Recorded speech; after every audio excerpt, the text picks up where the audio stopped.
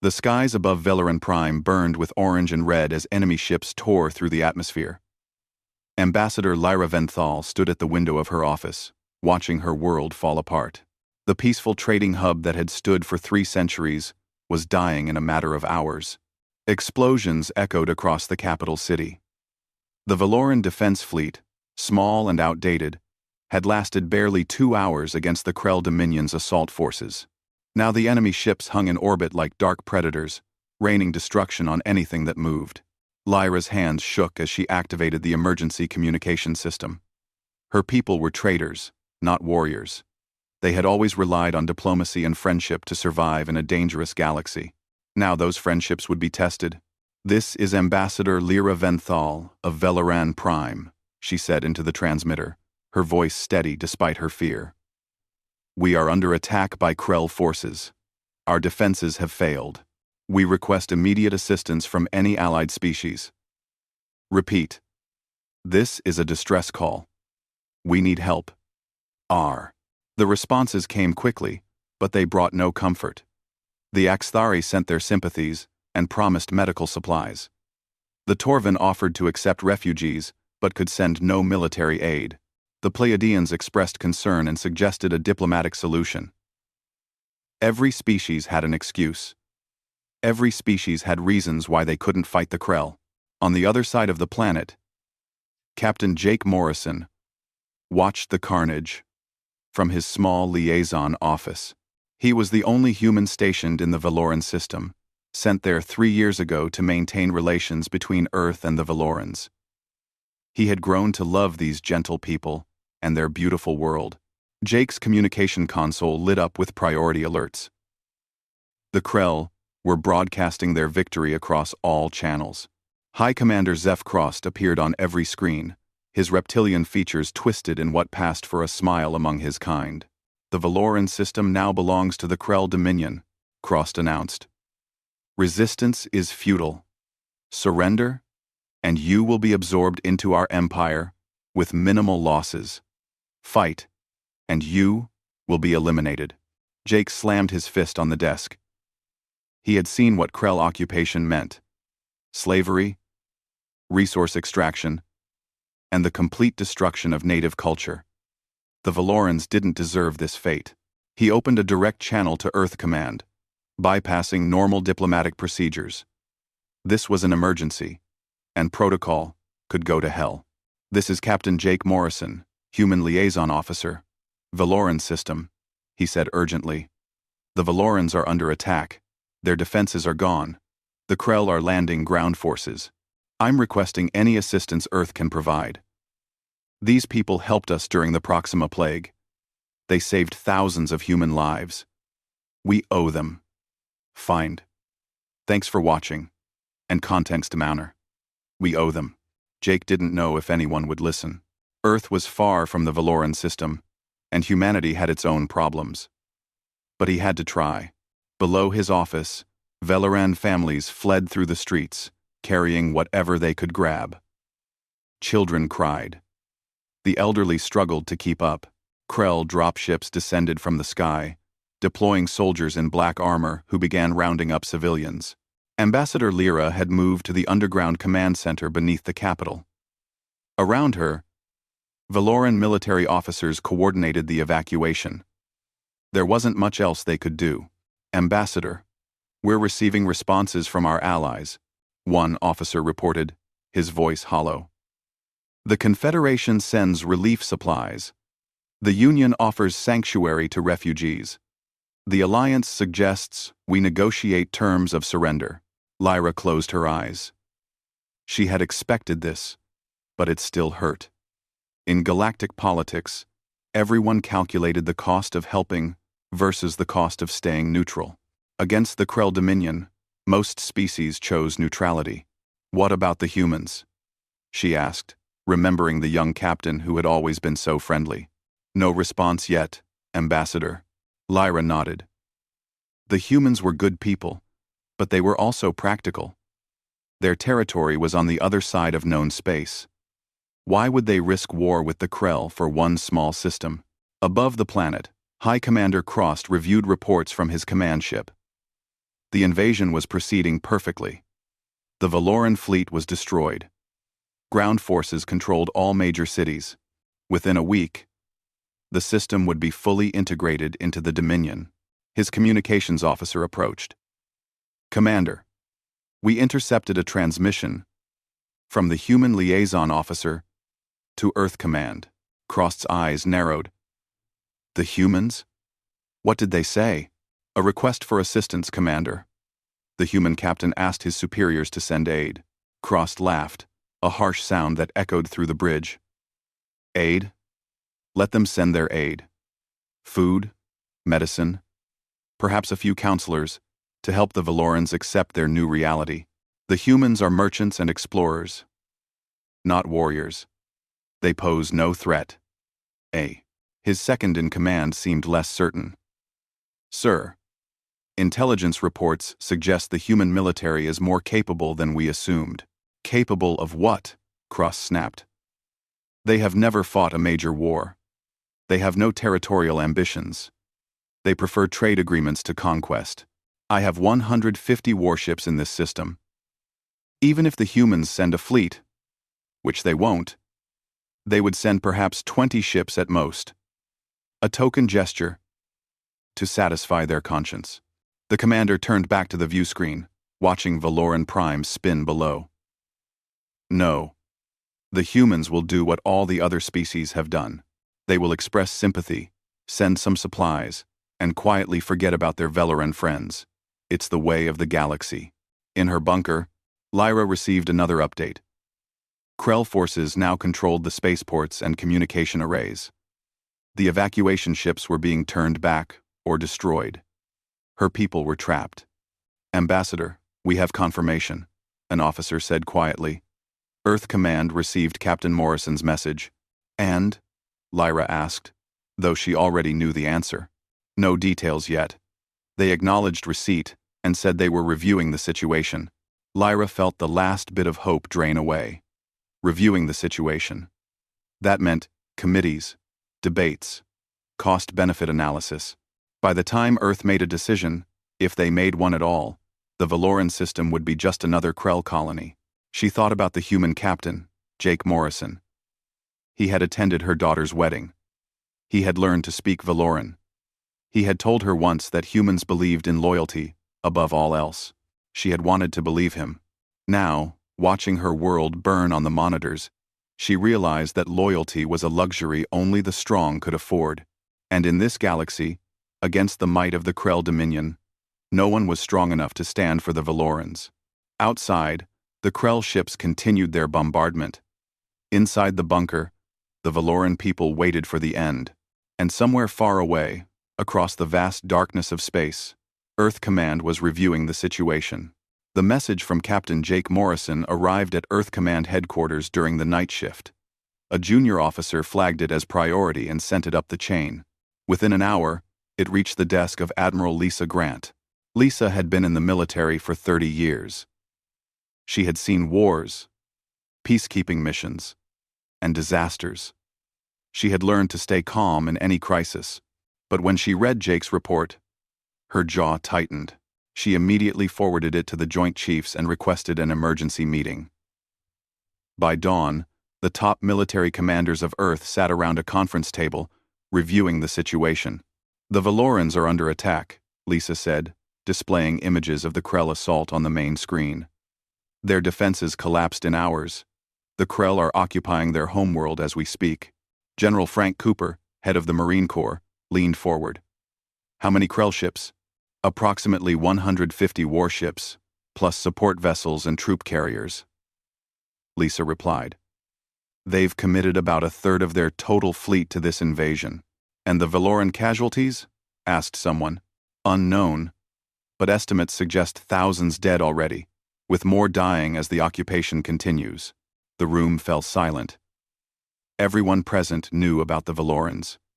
20 years ago, when a plague hit the human colony on Proxima 7, the Velerans had arrived with experimental medicine and medical teams.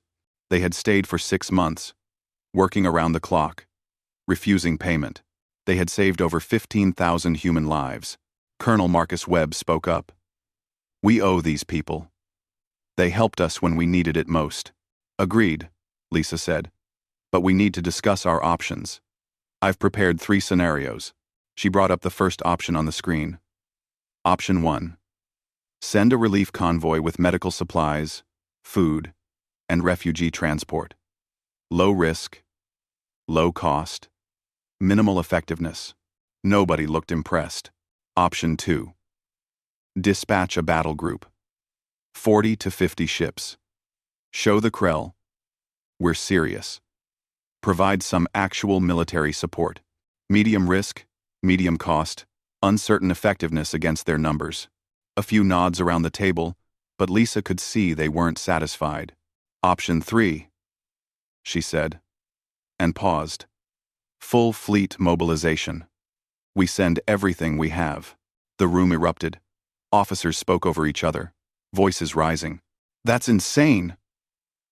We're talking about risking our entire military for one system. The Krell will see it as a declaration of war.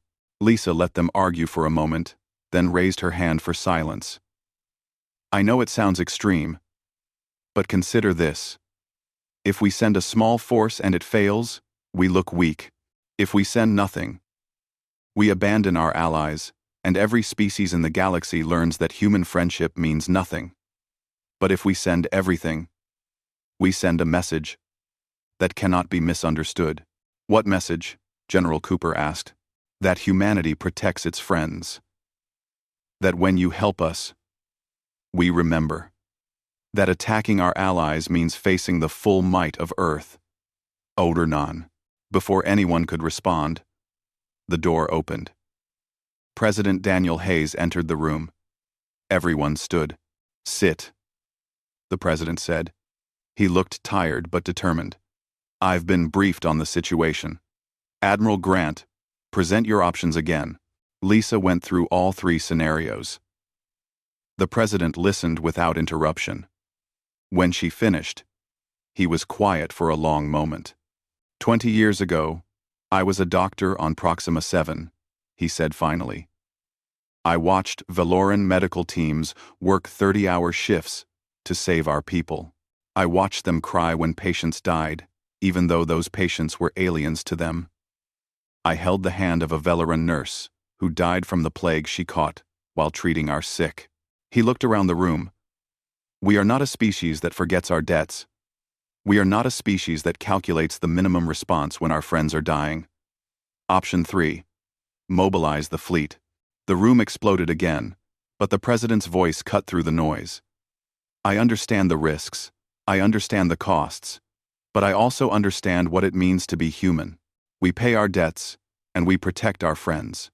Admiral Grant, you have 48 hours to assemble the fleet. Lisa stood and saluted. Yes, sir. Within minutes, orders went out to every human military installation in known space. Carriers recalled their crews from shore leave. Battlecruisers suspended maintenance operations. Destroyers broke off from patrol routes. Support ships loaded supplies at maximum speed. The mobilization was unprecedented. Nothing like it had happened since the Unification Wars 50 years ago, when Earth's nations had fought together against colonial separatists. At the Mars shipyards, 6 carrier groups prepared for deployment. Each carrier held hundreds of fighters and bombers, along with support craft. The flagship, UES Valiant, underwent final weapons checks. Admiral Lisa Grant transferred her command to the Valiant. As she walked through the corridors, she saw crew members preparing for battle. Young faces, nervous, but determined. They all knew what they were heading into. Captain Jake Morrison received new orders: stay in the Veleran system, maintain contact with the Resistance, and prepare for fleet arrival. He couldn't believe the response. 300 ships. Earth was sending 300 ships. He immediately tried to contact Ambassador Lyra, but Krell jamming blocked most communications. He sent encrypted messages through underground channels, hoping they would reach her. Around the galaxy, other species watched in disbelief. Intelligence services intercepted human military transmissions. Analysts tried to understand what was happening. The Xthari ambassador to Earth requested an emergency meeting. President Hayes, we've detected massive fleet movements. Are you really sending your entire military to the Veleran system? Yes, the president replied simply. But why? It's one system. The cost, the risk. It's not logical. The president smiled coldly. Perhaps logic isn't everything, Ambassador. Perhaps some things matter more than calculations. The Torven High Council sent a warning. Human aggression against the Krell Dominion could destabilize the entire sector. Earth's response was brief. We're not the aggressors. We're defending our friends. On the Krell homeworld, intelligence officers rushed to inform their leadership. High Command initially dismissed the reports as errors. No species would commit their entire fleet to rescue another. It was madness. But as confirmation came from multiple sources, the Krell leadership began to worry. They sent urgent messages to War Master Drax, commanding the occupation forces in the Veleran system. Drax received the warnings with contempt. So the humans are sending ships. Good. We'll destroy them and teach them not to interfere in Krell affairs. He ordered 30 warships to the edge of the Veleran system to intercept the human fleet. It would be more than enough, he thought. The humans were shopkeepers playing at war. Back on Earth, the fleet assembled at Rally Point Sigma, just outside the solar system. 317 ships in total. 6 carrier groups, 15 battlecruisers, 50 destroyers, dozens of frigates, corvettes, and support vessels. Admiral Lisa Grant stood on the bridge of the Valiant, watching the tactical display. Every ship reported ready. Every crew member knew what they were fighting for. All ships, she broadcast on the fleet channel. 20 years ago, the Velerans saved 15,000 human lives. Today, we repay that debt. Today, we show the galaxy what human loyalty means. Prepare for jump to faster-than-light travel. Destination: Veleran Prime. The fleet acknowledged. 317 ships aligned their jump drives. Execute jump, Lisa commanded. Space rippled and tore as the largest human military force ever assembled vanished from Earth's solar system, heading toward a small trading world on the edge of known space where peaceful people waited to die and ruthless conquerors celebrated their easy victory. In 48 hours, the Krell would learn that humans don't do anything halfway. 3 days after the invasion began, High Commander Zeph Crost stood in what used to be the Veleran Council chamber. Krell soldiers had stripped the elegant room of its artwork and replaced it with military equipment. Victory banners hung where peace treaties once decorated the walls. Crost looked out over the occupied capital city. Smoke still rose from several districts. Krell patrols marched through streets where Veleran civilians hurried past with their heads down. Everything was proceeding according to plan. The resource extraction facilities are operational, his second-in-command reported. We've identified mineral deposits worth 10 times our initial estimates. This conquest will pay for itself within a year. Excellent, Crost said. And the resistance? Minor. Small groups conducting hit and run attacks. Nothing we can't handle. We've rounded up their leaders. Or most of them. The population is broken. Crost nodded with satisfaction. The Velerans had been even easier to conquer than expected. Their allies had done exactly what he predicted. Expressed sympathy and did nothing. The galaxy operated on cold calculation, and helping the Velerans made no financial or strategic sense. In the underground tunnels beneath the city, Ambassador Lyra Venthal huddled with what remained of her government. They had been in hiding for 3 days, moving from shelter to shelter, staying ahead of Krell patrols. Lieutenant Amy Rodriguez crouched beside her. The human intelligence officer had been embedded with the Veleran diplomatic corps for 18 months. When the attack came, she had refused evacuation and joined the resistance. We hit another supply depot last night, Amy reported quietly. Destroyed 3 transport vehicles and stole weapons. The Krell are getting angry. Lyra felt no satisfaction from the small victory. It won't matter. They have too many soldiers, Too many ships. We can annoy them, but we can't win. Amy's expression remained neutral.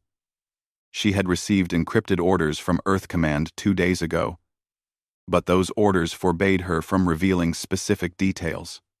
All she could say was that help was coming. "Don't give up hope, Ambassador," Amy said. "Things might change soon." Lyra wanted to believe her, but hope felt like a luxury she couldn't afford. The other species had made their positions clear. The Velorans were alone. Above the planet, Warmaster Drax commanded the Krell occupation fleet from his flagship. He was a veteran of 20 campaigns and had never lost a battle. This operation was almost boring in its simplicity. His communications officer approached. "Warmaster, we've intercepted additional human transmissions. Our intelligence suggests they may be deploying ships to this system." "Our Warmaster." Drax barely looked up from his tactical display. "How many ships?" Unclear, sir. The transmissions are encrypted, but based on power signatures and communication patterns. Possibly a small fleet. Define small. 20 ships, perhaps 30 at most." Drax laughed. "The humans are sending a token force to make themselves feel better." "Very well. Assign a patrol group to intercept them. 30 of our ships should be sufficient to destroy whatever the humans send." "Yes, Warmaster." Drax returned to planning resource extraction routes. The human fleet was barely worth his attention. Down in the resistance tunnels, Amy Rodriguez gathered intelligence from her network. She had made contact with Veleran fighters across the planet, coordinating attacks on Krell positions. The enemy was powerful, but they were also overconfident. A young Veleran fighter named Keth approached her. "Lieutenant, we intercepted a Krell transmission. They're talking about human ships." Amy's expression didn't change. "What did they say?" "They're sending 30 ships to the system's edge. They think the humans are coming." Amy allowed herself a small smile. 30 ships? That's interesting. "Will the humans really come?" Keth asked. "Our allies abandoned us. Why would Earth be different?" Amy thought about her orders, about the massive mobilization happening across human space. On the Krell command ship, High Commander Crost hosted a victory celebration. Officers from across the occupation force gathered to toast their conquest. Music played, though it sounded harsh to Veleran ears. The Krell drank their traditional victory wine and made speeches about the glory of the Dominion. "To easy victories," Crost said, raising his glass. "The Velorans have proven that pacifist species make the best targets. Their allies proved that galactic powers care only for themselves. And soon, the humans will prove that even their legendary stubbornness has limits." The officers cheered. They had all heard stories about humans, about their unusual tendency toward loyalty and emotion.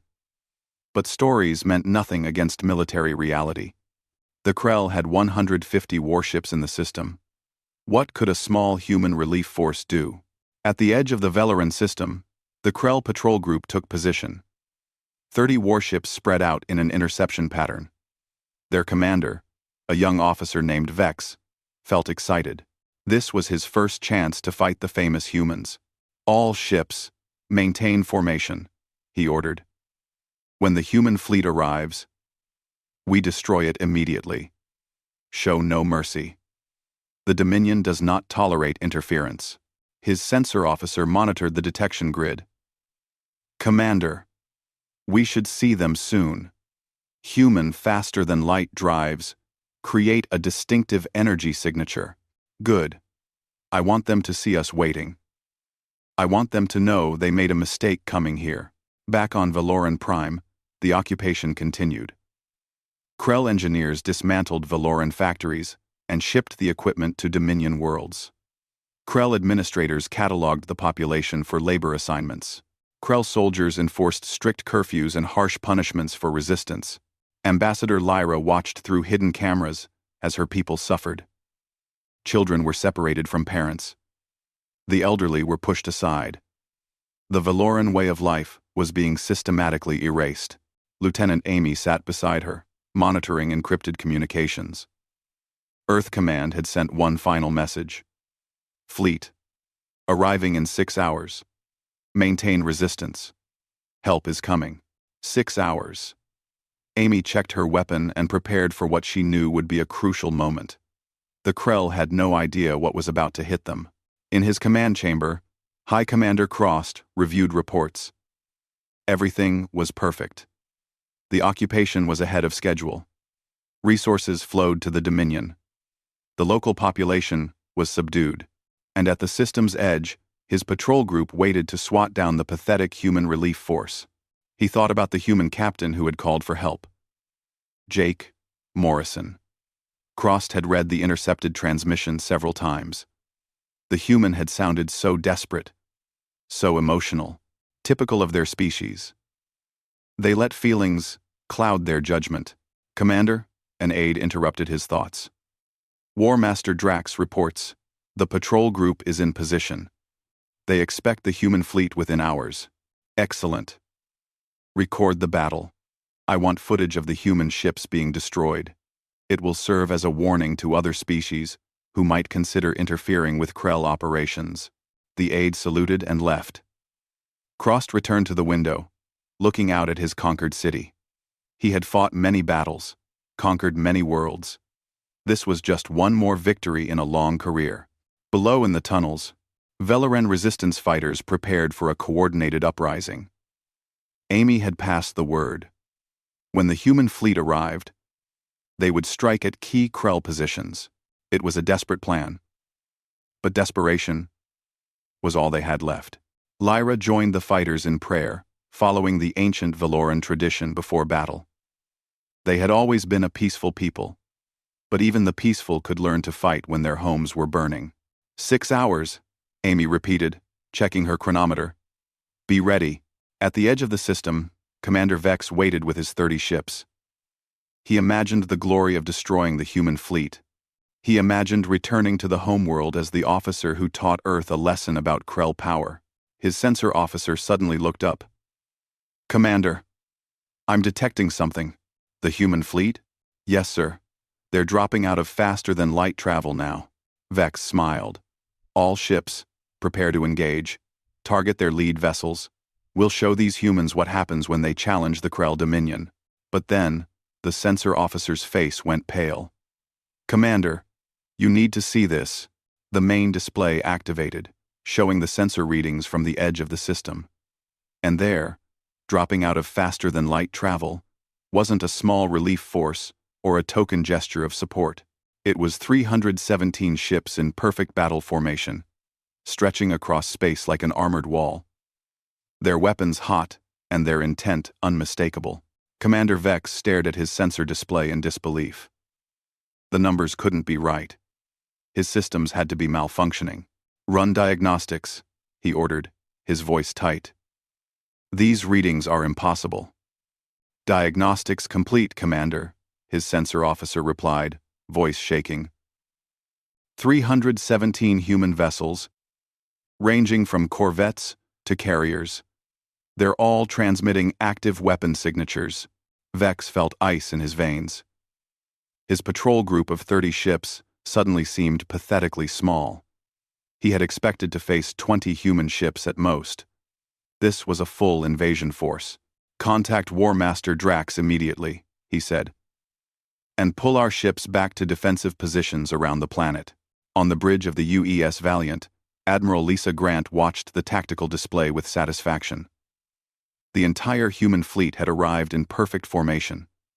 Every ship reported ready for combat. Every crew member was at battle stations. Admiral, we're being scanned by Krell vessels, her tactical officer reported. 30 ships at the system's edge. They're pulling back. Let them run, Lisa said. Open a channel on all frequencies. I want everyone in this system to hear what I have to say. The communication officer worked his console. Channel open. Admiral. Broadcasting on all frequencies. Lisa took a breath and spoke clearly. This is Admiral Lisa Grant of the United Earth Forces.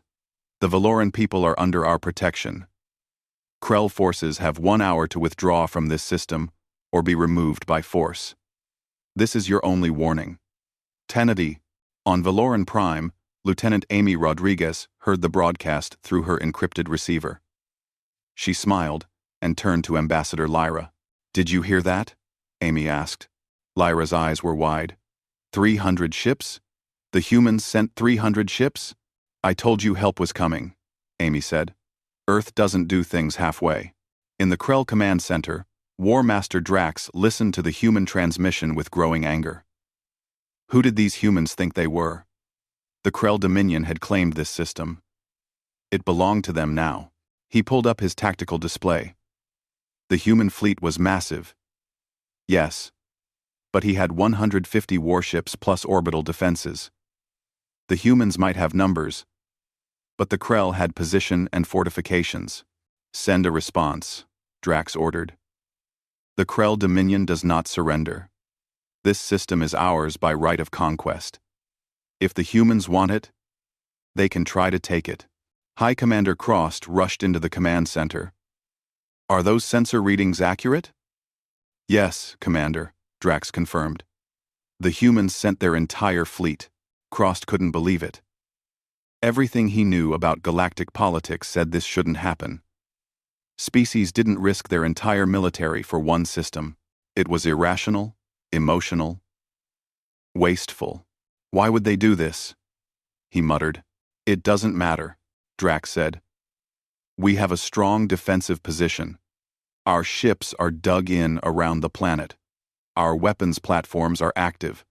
Let them come. We'll bleed them dry. On the Valiant, Admiral Lisa received the Krell response. She had expected nothing less. Warriors like the Krell never backed down from a challenge. Tactical, what's our situation? She asked. Her tactical officer brought up a detailed analysis. The Krell fleet is concentrated around Veleran Prime. They've got good orbital positions and several weapons platforms. If we go straight in, we'll take heavy casualties. What do you recommend?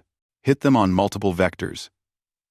Use our fighters to take out their platforms. Battlecruisers engage their capital ships.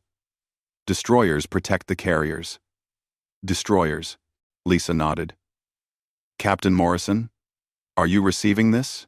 Jake Morrison's voice came through from his position on the planet. Reading you loud and clear. Admiral, the Resistance is ready to support your attack. Good. When we engage the Krell fleet, you hit their ground positions. Create chaos. Make them fight on two fronts. Understood, Admiral. Good hunting. Lisa turned to her crew. All ships, this is Admiral Grant. The Krell have refused to withdraw. We're going in. Remember why we're here. Remember who we're fighting for. The Velorans saved our people. Today, we return the favor. The fleet acknowledged.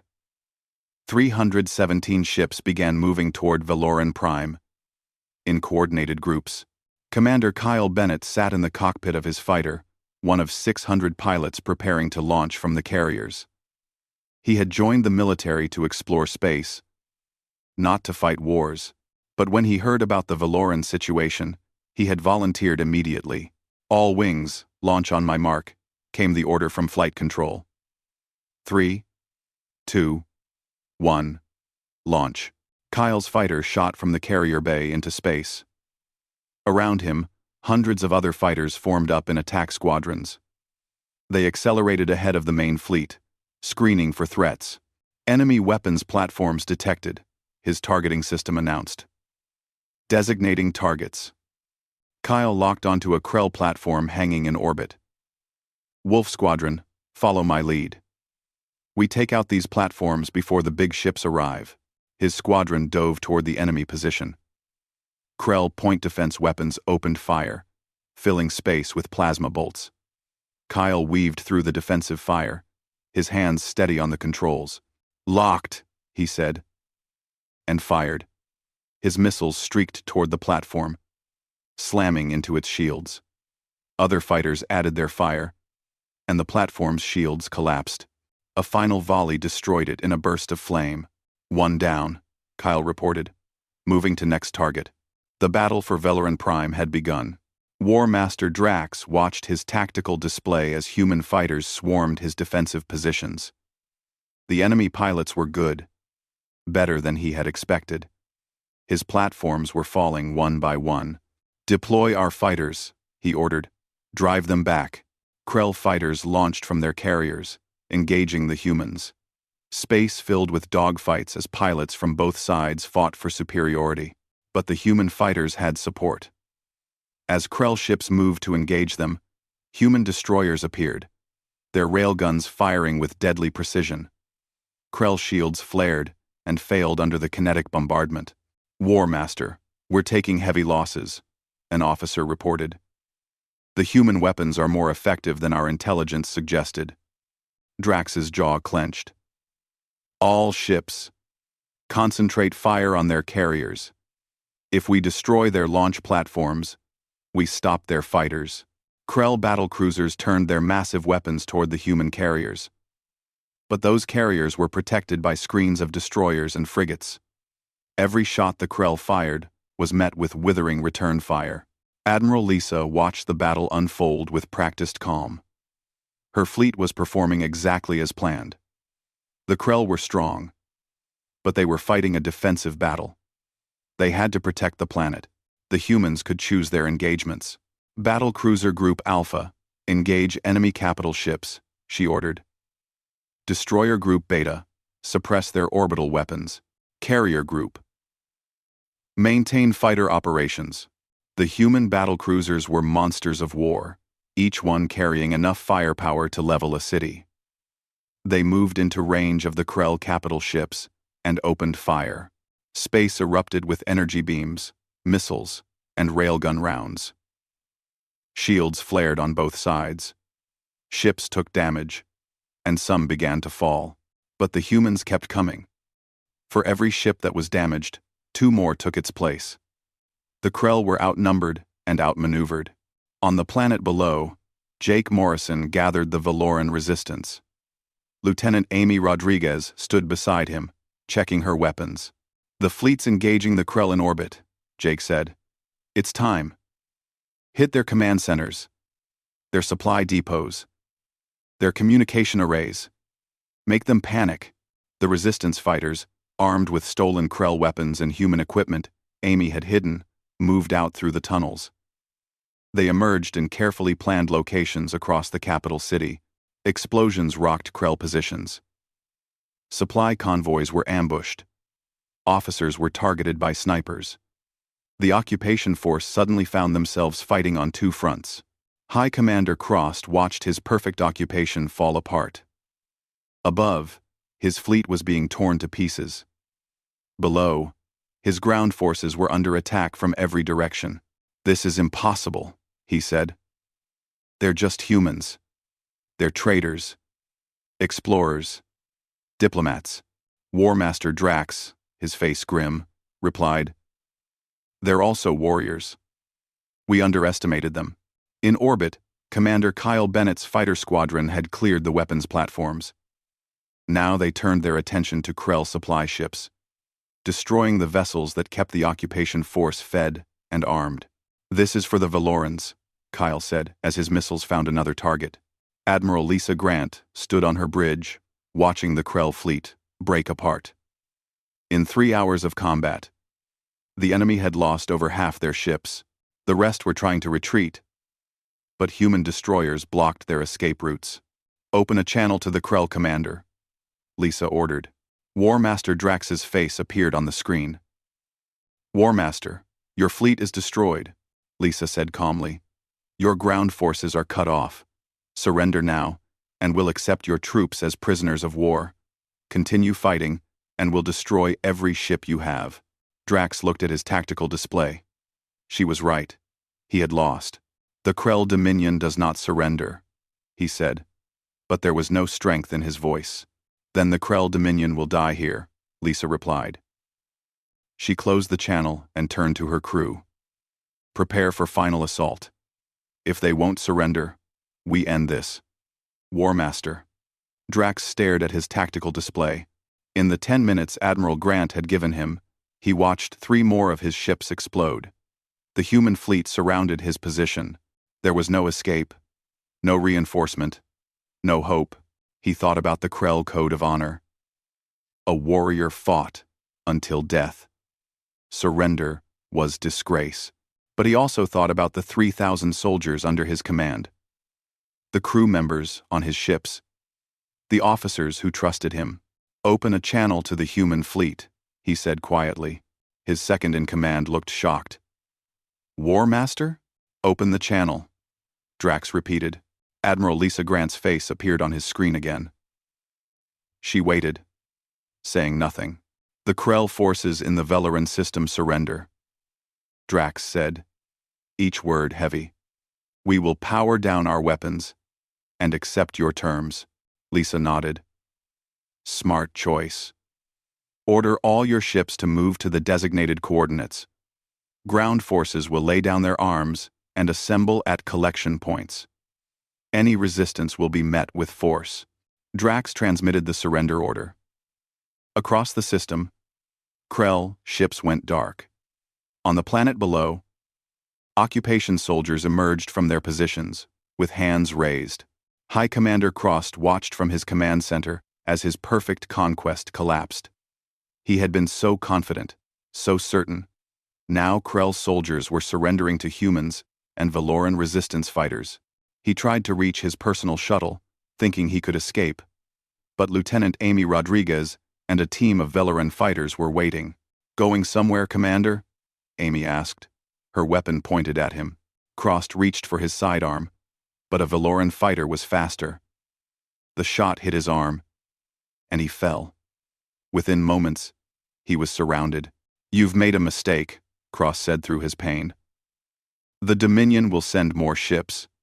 You cannot protect this system forever, Amy smiled. The fleet that just destroyed your forces would disagree. On the streets of the capital, Veleran civilians emerged from hiding. They watched in amazement as Krell soldiers were marched to collection points, disarmed and defeated.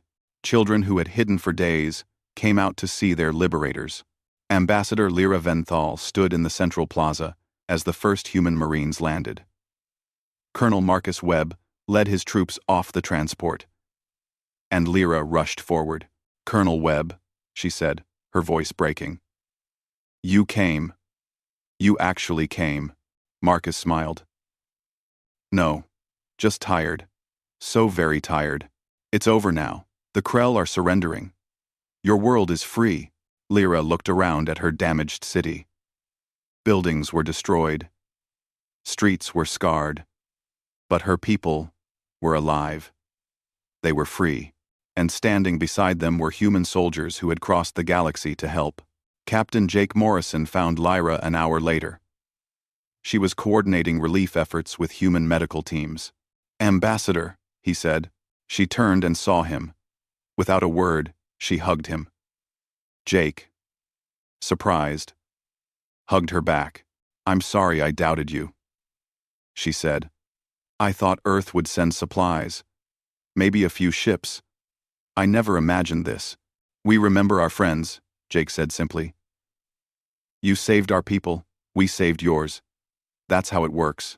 In orbit, Admiral Lisa Grant stood on the bridge of the Valiant, watching the cleanup operations. Damaged Krell ships were being towed to holding positions. Human engineering teams were already repairing Veleran orbital facilities. Admiral, message from Earth Command, her communication officer reported. President Hayes appeared on the screen. Admiral Grant, congratulations. Casualties? Light, sir. We lost 4 ships, with another dozen damaged. Personnel casualties are under 500. The Krell lost over 90 ships and surrendered the rest. And the Velerans? Celebrating their liberation, sir. Ground forces report widespread gratitude. We're distributing supplies and beginning reconstruction efforts. The President nodded. Well done, Admiral. You've sent a message to the galaxy that won't be forgotten. As the days passed, the full extent of Earth's response became clear to the galactic community. Intelligence services from every major species analyzed the battle. Military theorists studied the tactics. Diplomatic corps scrambled to understand the implications. The Galactic Council convened an emergency session. The Krell Dominion filed a formal complaint, claiming human aggression and demanding compensation. The human ambassador, an older woman named Catherine Ross, listened to the Krell diplomat's accusations with barely concealed contempt. "You invaded a peaceful species," Catherine said when he finished. "You destroyed their fleet, occupied their world, and began enslaving their population. And you have the audacity to claim we were the aggressors?"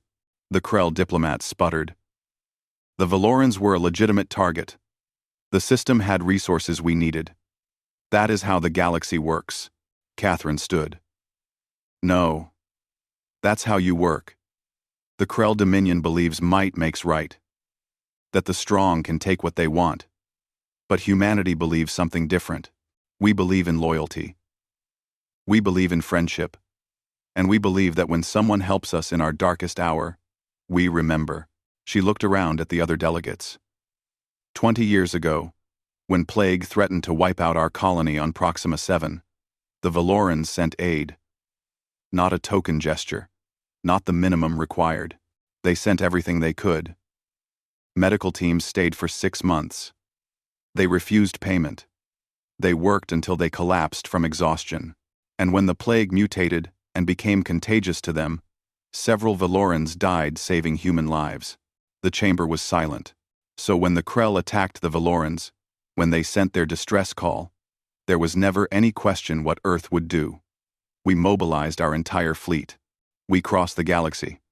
We fought a superior defensive position and won, because that's what friends do. The council voted on the Krell complaint. The result was overwhelming. The complaint was dismissed. Furthermore, the council ruled that the Krell Dominion would pay reparations to the Veloran people for damages caused during the occupation. The Krell ambassador left in fury. But he also left knowing that the galaxy had changed. On Veleran Prime, reconstruction continued. Human engineers worked alongside Veloran workers to rebuild damaged structures. Human medical teams treated the wounded. Human supply ships brought food, medicine, and materials. But the most significant change was military. Admiral Lisa Grant established a permanent defensive station in the Veloran system, staffed by rotating human battle groups. The message was clear: attack the Velerans, and you attack Earth. 3 months after liberation, Ambassador Lyra stood before a crowd of 50,000 Velorans and their human protectors. The central plaza had been rebuilt, and a new monument stood at its center. The monument showed a human hand and a Veloran hand clasped in friendship. Engraved at the base were simple words. "They sent a fleet." Lyra spoke to the crowd, her voice amplified across the city. "We called for help, and our friends answered. Not with words or token gestures, but with everything they had. The humans teach us that true friendship isn't measured by convenience. It's measured by sacrifice, by commitment, by standing together when darkness comes." She looked at Admiral Lisa Grant, Colonel Marcus Webb, Captain Jake Morrison, and Lieutenant Amy Rodriguez, all standing nearby. "We will never forget what you did for us," Lyra continued. "And we pledge that if ever humanity needs us, we will answer their call with everything we have. That is the debt we owe. That is the friendship we cherish." The crowd erupted in cheers. Humans and Velorans embraced. Music played. Celebration filled the streets. That night, Admiral Lisa Grant stood on the observation deck of the station, looking down at Veleran Prime. Captain Jake Morrison joined her. "Do you think we overreacted?" Jake asked. 300 ships for one system. Some people back home are saying it was too much." Lisa was quiet for a moment. "You know what the problem is with the galaxy? Everyone calculates. Everyone asks, what's the minimum I can do and still look good? Everyone weighs cost against benefit." She turned to face him. "But that's not who we are. When someone helps us, we don't calculate the minimum response. We don't ask what's convenient. We ask what's right. And what's right is standing by your friends, no matter the cost." Jake smiled. The Krell learned that the hard way. They did. And so did everyone else watching. Word is spreading. Species that were on the fence about forming alliances with Earth are reconsidering. They're realizing that humans are different, that we actually mean what we say. Below them, lights from the rebuilt cities sparkled across the planet. Ships from a dozen species orbited peacefully, bringing trade and friendship. You know what I heard today? Jake said. On the other side of the galaxy, two species are negotiating an alliance, and one of them said to the other, if we do this, we do it the human way. All in, no calculations, no backing out when things get tough. Lisa laughed. The human way. I like that. Me too, Jake said. Me too. Years later, historians would point to the Veleran crisis as a turning point in galactic politics. The moment when species learned that humanity operated by different rules, that humans valued loyalty over logic, friendship over profit, and honor over convenience. The phrase, "they sent a fleet," became common across the galaxy. It meant going beyond expectations. It meant commitment without calculation. It meant being there for your friends when it mattered most, and in the Veleran system, where human ships stood eternal watch, the people never forgot the day. 317 vessels appeared in their darkest hour, carrying not supplies or sympathy, but the full might of a species that refused to abandon its friends. Admiral Lisa Grant retired 5 years later, decorated as one of Earth's greatest military heroes. At her ceremony, President Hayes said, "You showed the galaxy who we are, not through speeches or treaties, but through action." Lisa's response was simple. I just did what any human would do. I protected my friends.